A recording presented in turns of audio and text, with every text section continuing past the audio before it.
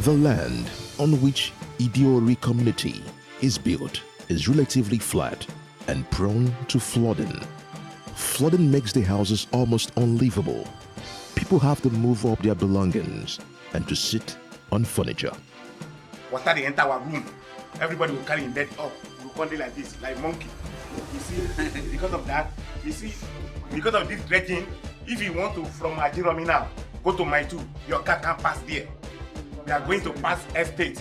And before you go pass estate, they open gate for you, go pay.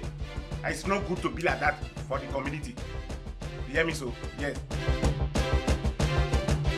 The flooding started when Lagos government stopped maintaining the Bale Okoya Canal in 2010. The canal stretches 3.8 kilometers from Mile 2 southwards, terminating at Ayekwe Achakpo Channel in Ajegunle, which links to Porto Novo Creek. According to the Lagos Drainage Master Plan, the canal is supposed to have a concrete embankment 2 meters high with an 8 meters wide concrete base in order to accommodate flows of high water volume. The abandoned canal is now completely overgrown by weed and full of waste washed up from all over Lagos during the rainy seasons. We have been making effort within ourselves. Where do the drainage go to? Is the canal.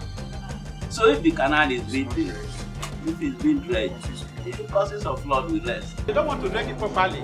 They don't come and put slab on it and do it like the way they do it Ekpeta and the rest of them. That they put slab this side, they cemented the middle, and the water is coming, it's going.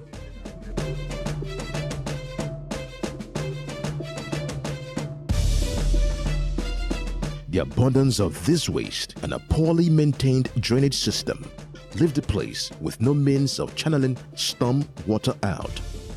Abandoning the maintenance of a canal system, even if it's only a tiny part, has serious flood implications for the whole city, since it disrupts the water circulation designed by the original drainage master plan.